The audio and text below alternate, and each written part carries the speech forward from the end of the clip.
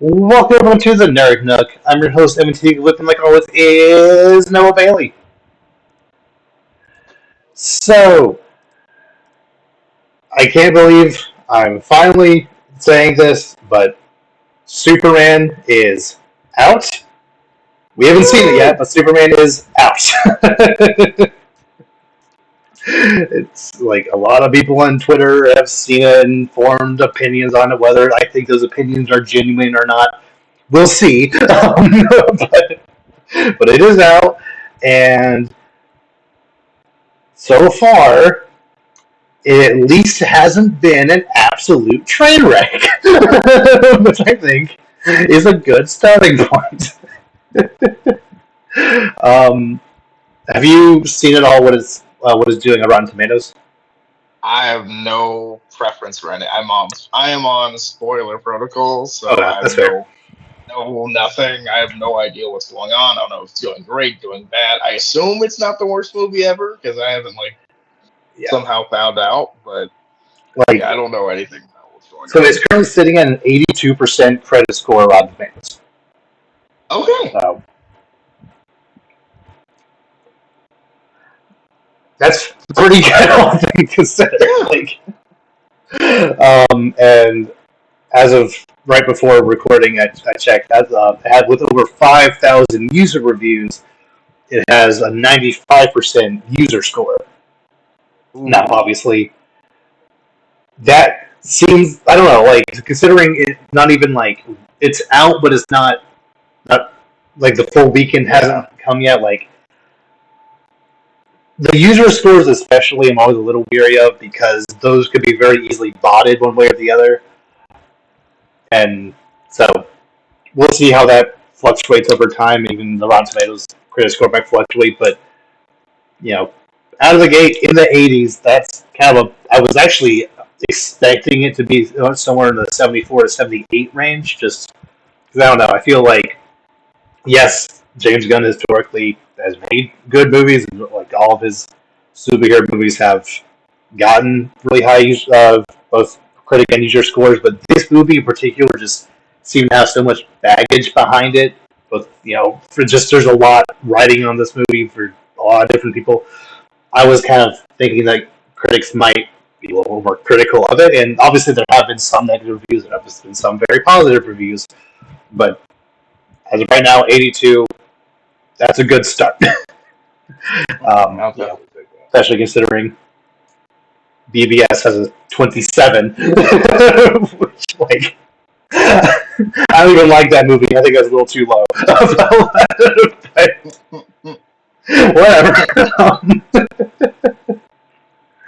um, but seemingly because of the pretty solid reviews uh, for the domestic previews, there were some like early screenings from on Tuesday, like sponsored by Amazon Prime or something. So some people got to see it then, and like starting on a Thursday, over those 2 days, it grossed $22.5 million domestic, just domestic. That's the highest of the year Okay, so far. So okay, again, better than Jurassic World. actually, it didn't. So Jurassic World, Came on like a Tuesday, right? yeah, I don't think they tracked it the same way because movies that come out on July 4th always premiere like 2 days before for some reason. So like the $350 million it made opening weekend is really over 5 days, which is dumb, but that's just how they tracked it. It's a couple days So till opening weekend. I've technically speaking, if you were to take the same period of time, like the 2 days before it premiered, um, I think Jurassic World would probably be higher, but Superman is currently tracking almost double the Lilo and Stitch movie, which is terrible, but it's at almost $1 billion right now. Somehow, yeah, it's at $976 million. I don't seriously, yeah. Is that ridiculous?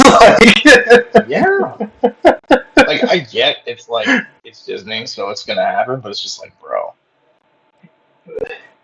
but, but unreal. no one liked it, and no one like. It's in every single way inferior to the original, which is just on Disney Plus for you to watch for free, or like preferably, pay money to watch that instead of this. Whatever. The point is, with Superman making, significantly more than that movie, which is I think currently the highest grossing movie of the year. I think there's nothing else that's broken $1 billion this year. So, assuming tracking continues to be halfway decent, I think this movie will do fine.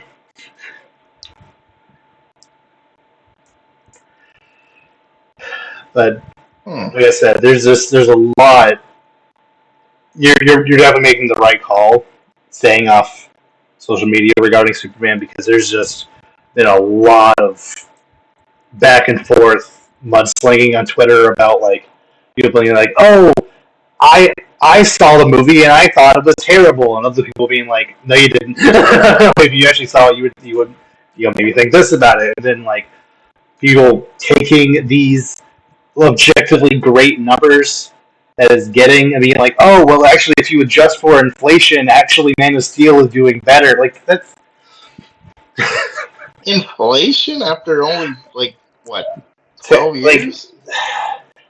technically I mean, inflation yes, does but like, happen, but like but not that much. not. I don't know. It's also I mean, it's also weird to adjust for inflation when they like, oh well, see, Man of Steel made like 670 million, but if you adjust for inflation, actually, almost 900 million. Like they're I don't know where that number comes from because not every currency inflates the same way. So I don't know. And I've never seen a movie ever like pocket watched this much to be like, oh, it's actually trending. It's actually like tracking this number in Korea, this number in China, this number in Germany. It's like it is doing what I deem arbitrarily bad in these places. Therefore, the whole movie's a flop. They should fire James Gunn and hire back that Snyder. Like off of previews before you even have the opening weekend numbers. Like, what are you talking about? I mean, it's just, I mean, people are obviously just trying to, oh, the Snyder Cut is the only good. I don't know, man. Whatever. Like, It's like I don't I just can't. like. I can't take reviews and criticism and like thoughts like that seriously from people who have spent the last years, Yeah. campaigning specifically against this movie and wishing for its downfall, and then they're perpetuating the thoughts of, oh, it's actually bad. You all should think it's bad because I have a vested interest in it being bad, so you should also think it's bad. Like, I don't trust you.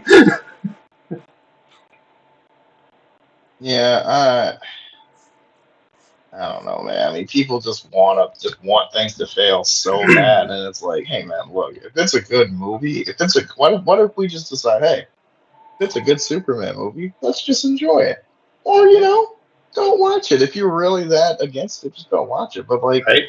this whole like false info and oh, this is terrible because this one thing online did this or that is just awful. Like, Mm. And like most of the criticisms I've seen online about it, criticism in quotations, are like they'll post a screenshot of something like, look at how this is shot. It looks bad. Like,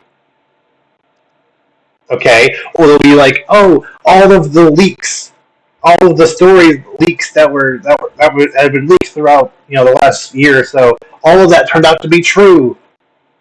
Therefore, it was bad. Like, but hey, you sought out those leaks, so it's your fault for seeing it before the movie comes out.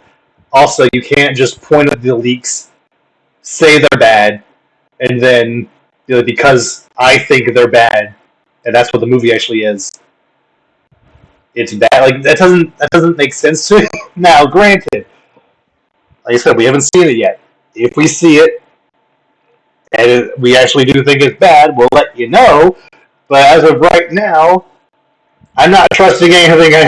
Really anything I hear online from anyone on Twitter, just in general. No, no. Until I mean, yeah, I mean, until I can actually see it, I mean, we'll see. But Yeah. I mean, yeah, it could be great. It could be the worst movie I've ever seen. Probably not, but it Not. could be. But it could also be really good. Like I don't Yeah. know yet. I'm not just gonna say because of what I want it to be really good. That doesn't mean I'm just Mhm. gonna say it's great.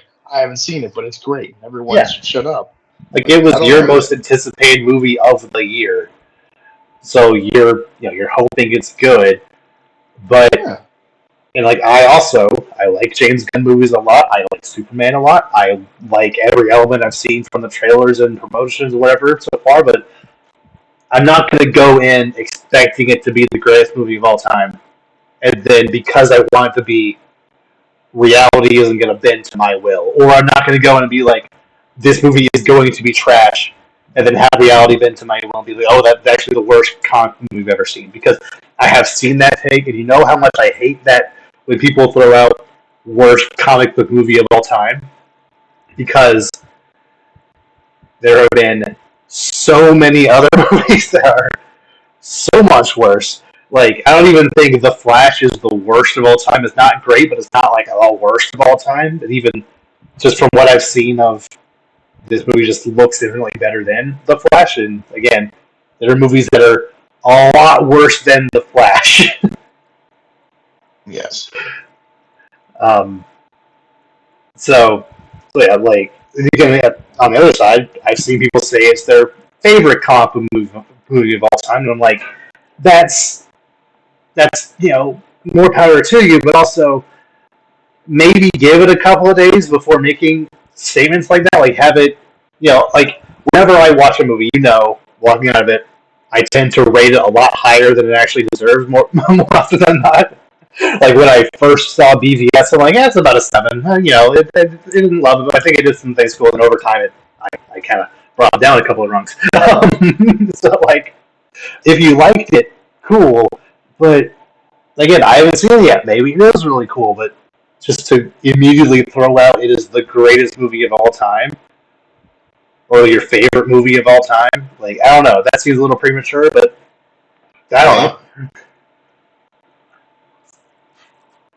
I don't know. I mean, we'll see. And again, like you said, we're gonna go see it this weekend, and we'll have Mm-hmm. our own opinions. But Yeah, until then, yeah. I'll just try to avoid as many spoilers as I can, and seeing it tomorrow. You're seeing it Sunday, right? yeah, Yeah. Okay. Yeah. We'll have a full review of it next week, and hopefully we'll both at least enjoy it. That's my hope. not probably not hate it. Yeah. All right. Um, Speaking of DC stuff, we kind of related to the topic we were talking about.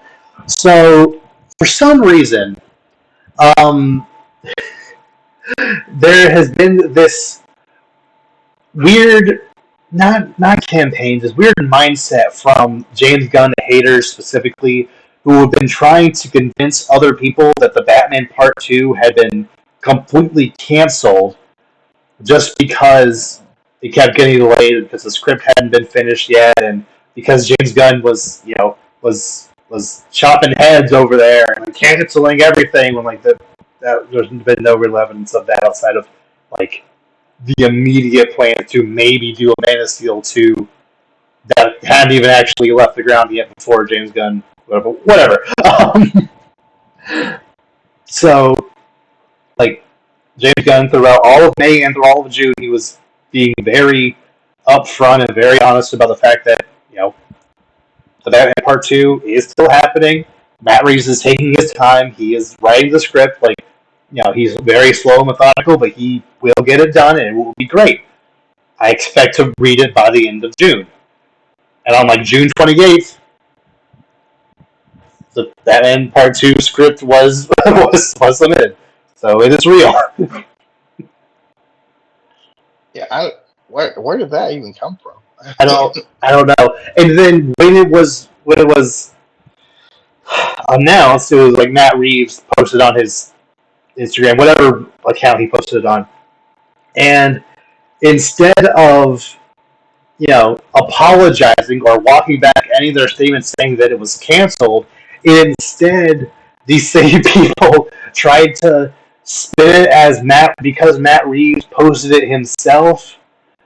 It was like him saying an F you to James because he didn't tag James in the post. He didn't involve James Gunn in the reveal, and James Gunn didn't talk about it, even though he did retweet and make a little post about it. So I don't know I don't know what goes on in their minds, but that's how that was going. but regardless, Batman Part 2 script is done. It is, I think, unfortunately, going to be called Batman Part 2. I've always felt a little weird about that title because not only is it going to be released 5 years after the original, I also think Part 2 should really only be relegated for a story that's literally a direct continuation of Dune Part 2 that is directly following the events of the last one. But maybe this one will do that, but also in order to keep continuity, I feel that Batman should be a couple years older at least, just to keep the fact that Robert Pattinson has aged 4 or 5 years between filming. But yeah, but I don't think they're gonna do a John Wick situation where it's like the next week. But I don't think it's gonna be the same amount of years in universe. It'll probably be like a year or two. Yeah, especially with what happened in the Penguin, that takes place only a couple of months later. Right. And we know that Batman at least going to react to something in that. That could just happen off screen or in mentioned in passing. This time skip just happened. Here's all the stuff that happened in the meantime, and then go from there. But yeah, now I'm just curious about casting. I'm curious about plot elements, and just we still don't know who the villain's going to be. We still don't know what the major plot elements are going to be. I trust Matt Reeves to do literally anything with any Batman character at this point. I'm sure it's gonna have someone new done well, but also keep, Catwoman, Woman, Penguin in some capacity. They'll be fine. I'm not too worried about. Yeah. I don't know. I feel like Batman's Rogues Gallery has a lot of options, and you can make them all kind of this more gritty, rustic vibe, pretty much. Maybe it might be hard to do something more than others, but I feel like you could make versions of anyone that would work in this world. Yeah, a part of me kind of hopes they don't fully use Joker quite yet. No. I'm fine with them bringing in a Harvey Dent because that position is open, and I think it's cool to have an entire movie developing this partnership between Batman, Harvey Dent, and Commissioner Gordon, and then next movie you can make him Two-Face. But to have the second movie in your Batman series have both Harvey Dent and Joker as the major players, I feel like you leave yourself open to direct comparisons in The Dark Knight. You don't need to do that. Yeah. Especially when Batman Part 1 had both Penguin and Catwoman in the same movie, which kind of led people to before it came out, compared directly to Batman Returns. Yeah. Hey, as long as they don't do Riddler and Two-Face, I think they'll be okay. Yeah, we already used their Riddler chip, and I don't think they're gonna bring him back. But yeah, but that's what I'm saying. They didn't kill him, so as long as Poison Ivy, Mr. Freeze, and Bane all don't show up in the Oh same movie. I god, think we'll be fine. can you imagine? They get Arnold to wear the suit again. Mm, yeah, Oh, I kind of want them to at least try someone completely new. Like, obviously, a lot of yeah, people really want him to do Mr. Freeze, and I think he would absolutely kill Mr. Freeze. That'd be I think. fantastic. Yeah, Especially since that character has never been done well in live action. But I feel like it's not that hard. Like if you do it, like again, not going over the top cartoony with it, but like I mean, if you do Mister Freeze, I mean, even if it's not necessarily like a freeze gun, it's like some other way he freezes. So like I don't know, but like I feel like you mm, can make Mister Freeze work. yeah, But like hmm, no, like I could even see it kind of be if they want to continue the whole like detective mystery element. You could maybe do a thing where it's a serial killer who injects his foes with like nitroglycerin. It just like freezes them from the inside out, mm, and his calling card is like leaving frozen statues where he does whatever like that. mm, That could be that could kind interesting. of work. Yeah. Yeah, that could work. I could also, for some reason, I feel like a Mad Hatter would work really well in this universe. Like, Mm-hmm. I'm not exactly sure how the whole mind control thing might go into it, but I feel he just kind of feels like he kind of fit. Like, Yeah. I don't know, like that could go well, or like, hmm, yeah, I don't know. There's a lot. There's a Yeah. lot they could do with this. Yeah. Because there's like I don't think a character like Killer Croc or Poison Ivy or even Man Bat. Not I don't think really. anyone like that would really work here. Um, Yeah. Well, also like a Hugo Strange involvement in some yes, capacity feels perfect. yes, because like we know that at least uh, the Riddler and now Sophia Falcone and also Joker are in Arkham. So like Mm-hmm. you know, if, and also we know. I think did it say at the end of the Penguin show? Did it say that one guy that was like Sophia's therapist guy was he running Arkham or was he just back working there? I think he was just back working there. I don't think he was running it, but I think he Okay, was like one of the higher ups. okay, but so I don't think we know who's running Arkham. So you definitely could bring in him like another character that just hasn't really been done in as far as the movie goes. Like that Yes. that just feels right. Yeah. Who would you want to play him? Maybe. I mean, it's cliche, but every single person wants Giancarlo Esposito in one of these. I know. Because you know he'd be so good at it. Like I You know just he's see it, typecast. I know that he can do more but goofy he's and more fun roles. so He's so good good at at it. it. Like, come in, Mister Wayne, as he's wearing his Batman. Like, oh my god, he'd be uh, so good. He's like figuring out. He's like interesting. mm, Yeah, yeah, he. like Yeah, no, that would be amazing. that'd be good. Be really good. And I do think that like considering um, considering the Batman had three kind of major villains. I do think this movie will have at least two.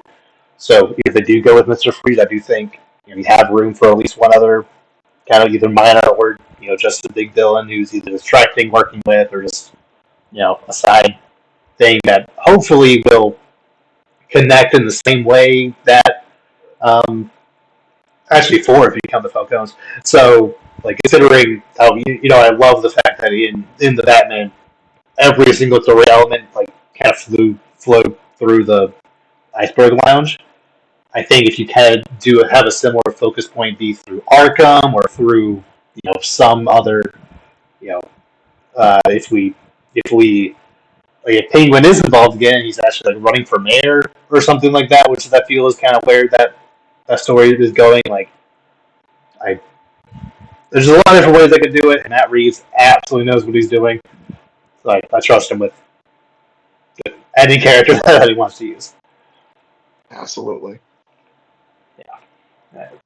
Unfortunately, we won't actually see that movie until 2027, but Hey, at whatever. least, I'd rather wait till 2027 than it just not being happen. Just not happening. Yeah, but the script is submitted. Movie is happening. So that's all. That's all we can. That's all that matters. Yeah. Now, movies that are definitely not happening. Um, Blade. Sony has once again officially, finally, for the final time, officially stated they are done with their Spider-Man-less Spider-Man Marvel movies. For real this Finally. time. For realsies this time. Okay. Yeah. Even though Venom I 3 mean, literally set up no like as like the big bad for the future movies, even though like why would you do that at the end of a Venom trilogy that ends in Venom kind of not being around anymore, kind of. And then Craven also ending on a cliffhanger. Like, what do you do? it was a terrible idea from the start. I mean, the Venom movies got some traction. The other ones were historically bad, pretty much. So, Yeah. I think it's good to just we'll just put a cap on that and leave Yeah. it. It's also kind of funny that they only made 6 of these, and 3 of them are Venom. Yeah, but the other three were just all awful. Terrible. At least Like Craven, the really first bad. half was like kind of fun, and then it got really stupid there at the end. Did you see it, No, Craven? no, No. Okay. not the Yeah. third one. That's what the first two. Yeah. I don't. Yeah. I'm glad it's over. I don't, just there were specifically reportedly points where for the actual Tom Holland Spider-Man movies, they wanted to use certain characters, but they couldn't because Sony was over there making their own movies with them. Like because Ugh. we might use Craven in a future thing, you can't use them for obvious follow up in Spider-Man 3, so they had to pivot completely to multiverse stuff, which it worked out, but like I feel like they were setting up Craven's last hunt esque storyline pretty flawlessly, but whatever. Then we got Craven the Hunter movie, which is a thing that exists for some reason. Um, Ugh. The yeah. memes alone were just iconic. That. Like people still quote "It's Mormon Time" to this day. Like our web Yes. connects them all, and like it doesn't mean anything. um, Oh my gosh. I I do hope that like because certain actors were in those movies, that doesn't exclude them from being in other Marvel stuff. Because a lot of people fan cast Sydney Sweeney as Black Cat or Gwen Stacy or for whatever. I think if Aaron Taylor Johnson wants to try again with someone else, I think there's plenty of other superheroes he could try even within just Spider-Man stuff. Um, so yeah, it was a fun little experiment that clearly did not pay off for them when literally only one movie. I Off the top of my head, I legitimately think that the first Venom movie may have made almost as much movie as the other 5 movies combined. Probably. Because the first Venom made over 800 million. I mean, almost as much as Right. Wonder Woman, which is ridiculous. And then Venom 2 made 400 something. Venom 3 made about the same. And then the other 3 movies made like I think Morbius capped at 160. Craven, I don't even know if it broke 100 million, and Madam Web just barely squeaked over 100 million. So I don't even know if the entire franchise of 6 movies maybe just barely broke $1 billion. No, probably because there's so Yeah. many. It's like they didn't make any money. I mean, those three outside of the Venom movies made like no money collectively. So Yeah. I mean, that's pretty negligible. So really, it's like, did Venom make as much as the other two Venoms and Mm, change? yeah. But So I. I think I don't know. It was one of those things that like everyone's like, that thought that was a terrible idea, but then they're like, oh, but Venom did good, so we're gonna keep going, and then like, no, it Mm, was still a bad idea. But yeah, yeah. like The only reason Venom did good is it because it came out in 2018 when every single movie that released that year did great. Like hmm, that was, well, outside of like kind of Ant-Man and the Wasp, it still did like five, but not spectacular. But it was, right after Infinity War, it was like that summer. A bunch of other movies did incredibly well. Like it just kind of wrote the coattails of just a bunch of other, you know, good movies. So,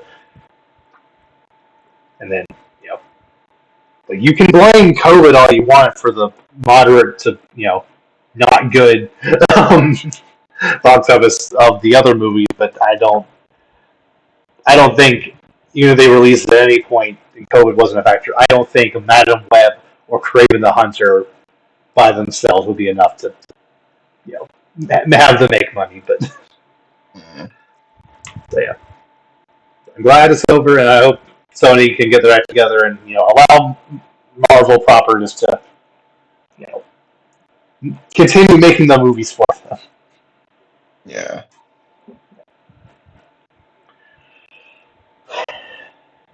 Okay, so before we continue, is there any other big topics or anything you want to discuss before you move on to the last thing?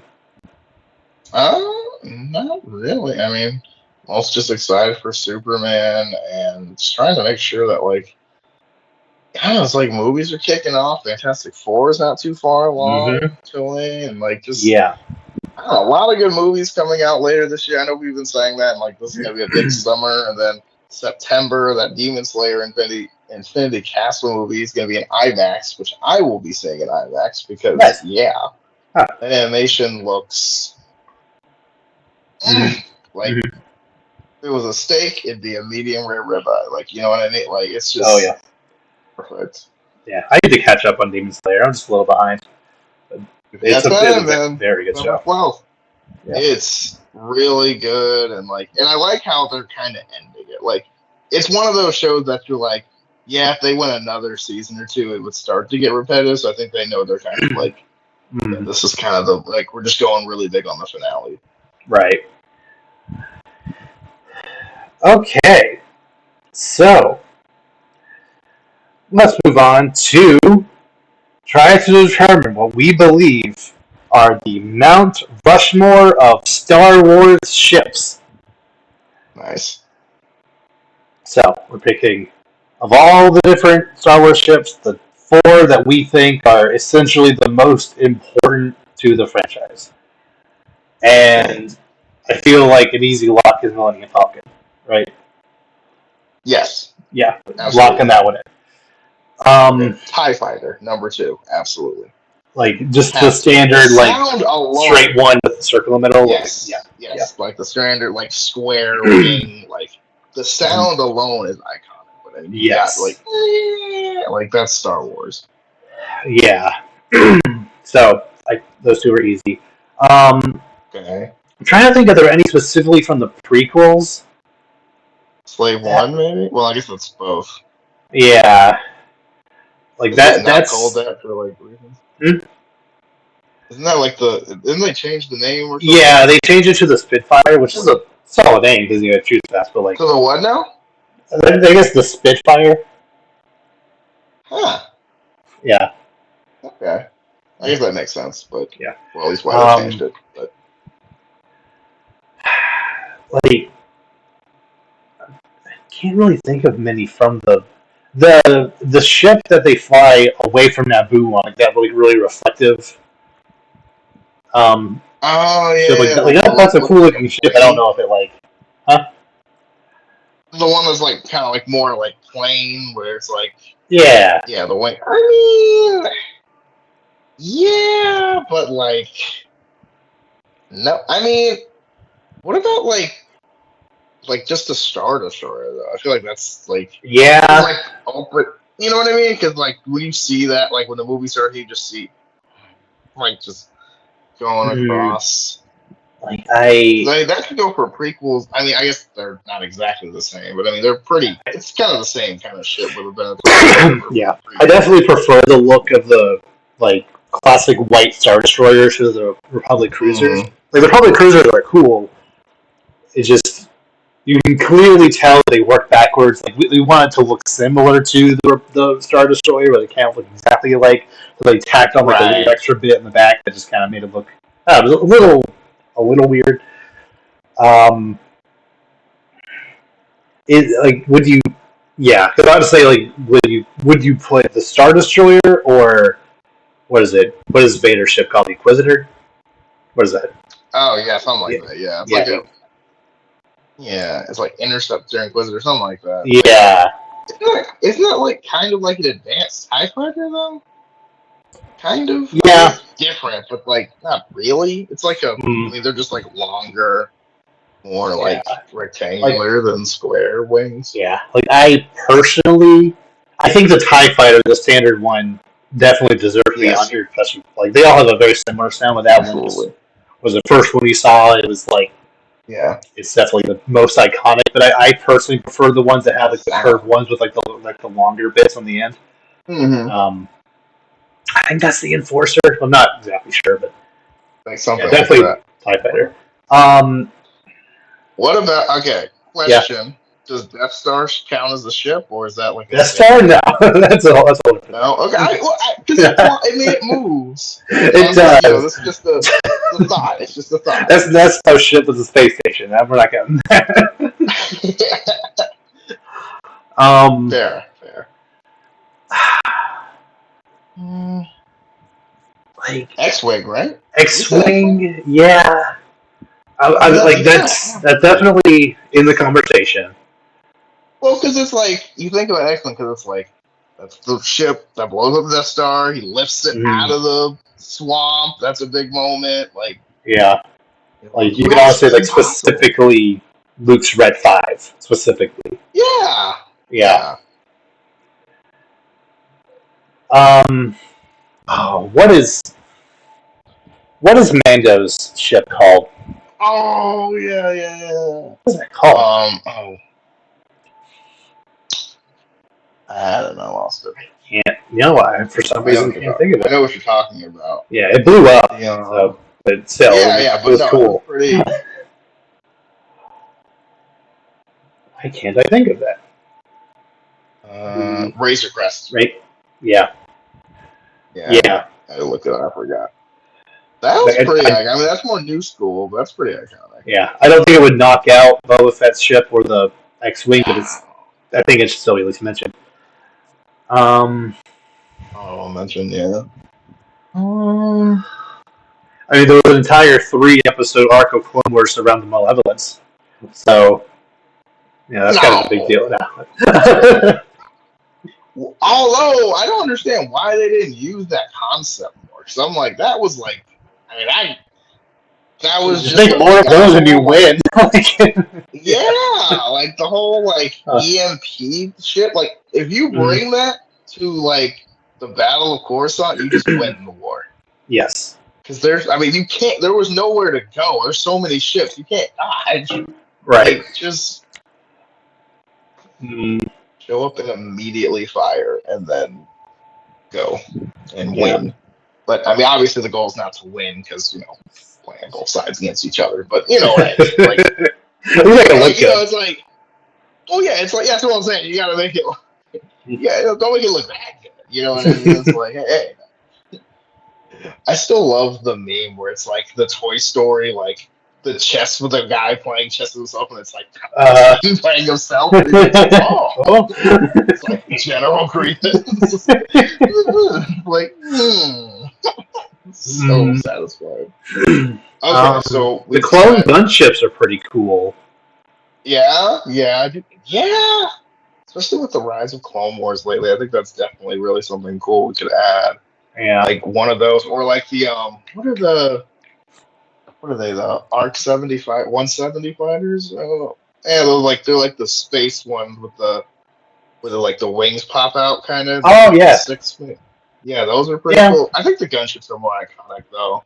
I absolutely. think they're gonna give Clone Wars some respect, but like it's hard because like even though when I think Star Wars, I think prequels. When I think ships, I think like original trilogy because like I Yeah, feel like those are the most because like you gotta go Millennium Falcon and Tie Fighter, and I feel like I feel X-wing probably should be on there. Like, I yeah, don't want to just say Millennium Falcon, X-wing, Tie Fighter, Star Destroyer, but but those are the four most iconic ships from Star those are Wars. like those are like and if I told somebody where's this ship from, they would know it's from Star Wars, even if Yeah, they didn't really watch. Like everyone knows Millennium Falcon, or at least the yeah. ship. Like, but if it weren't for the prequels, then Boba's ship definitely wouldn't be on that. But it, like, it is I mean, very prominent in episode 2, and it has yeah, the and that iconic really explosion that is one of the coolest yeah. sounds ever put to film. Best sound design, anything. Honestly, that's like even though Star Wars is like iconic for sound design, that's probably the best sounding anything in Star Real. Wars, which says a lot. Because I Uh, mean, between lightsabers and Tie fighters and everything else, that sounds yeah. cool. Just the Um, quiet and then. like, something that kind of tangent related to this, something that just always really bugged me about how the sequels were constructed is that because all of the imagery is near identical to the original trilogy, there's nothing like specific to those movies.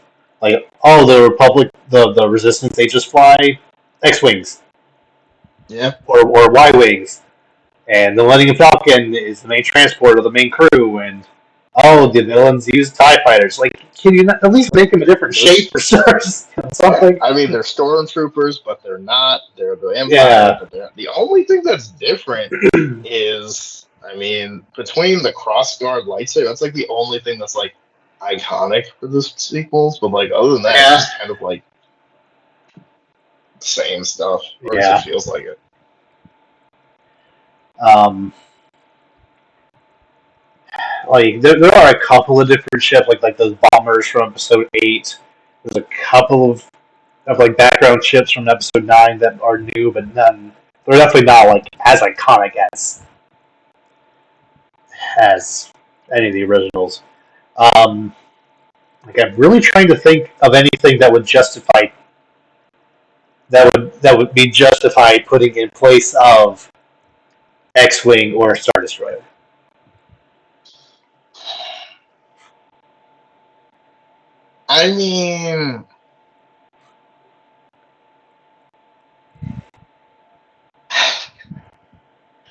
I mean, maybe you can do like clone gunship for Star Destroyer, but like no, Star Destroyer is No. too iconic.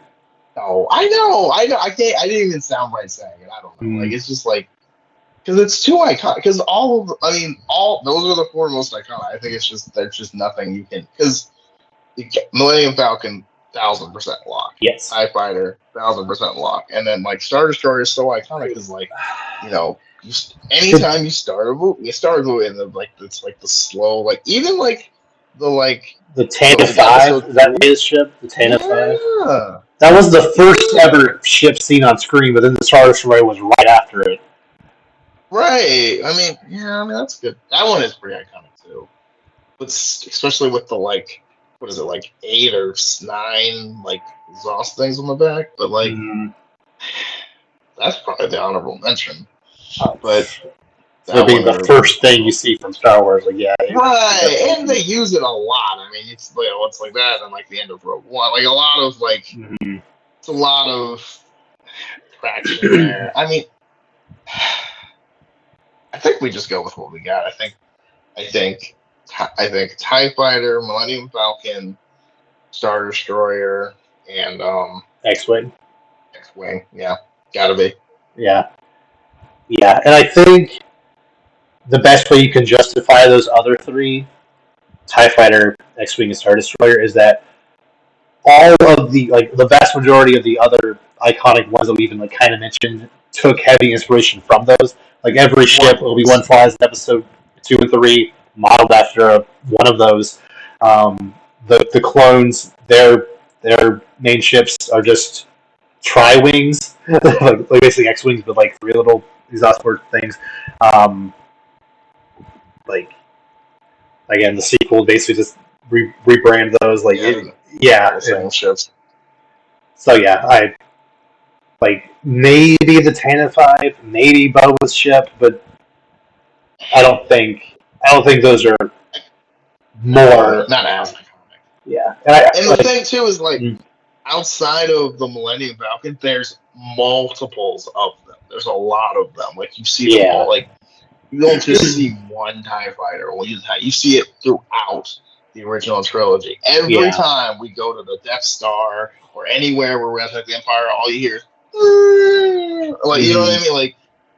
Like it's just iconic with it. It's the same with X-Wings. Like you see them all throughout the original movies and sometimes in others too. So yeah.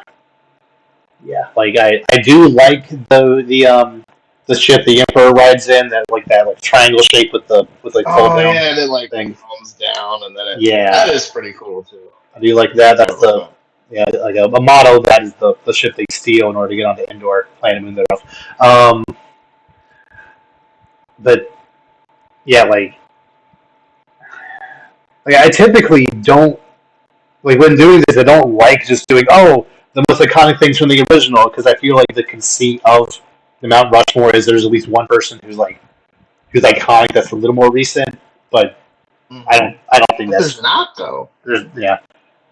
They're not, and I think the thing too is kind of like you mentioned earlier. A lot of the ships from the prequels and the sequels are either the exact same ships or basically modeled to look like they could become the ships from the originals that are, because they're so iconic. So it's kind of like it's what I mean. It would be a disservice to award a ship that's basically a knockoff of the original. Yeah. So yeah, I feel good about Millennium Falcon, TIE Fighter, X-Wing, Star Destroyer. Absolutely. Yeah. Okay. I think that wraps it up for now. Just excited to see Superman tomorrow. We'll talk about it in full next week. Got my cape ready. I'm ready. Yeah. All right. Anything else? No. Look up. All right. So with that, we will see you all next time. Take care.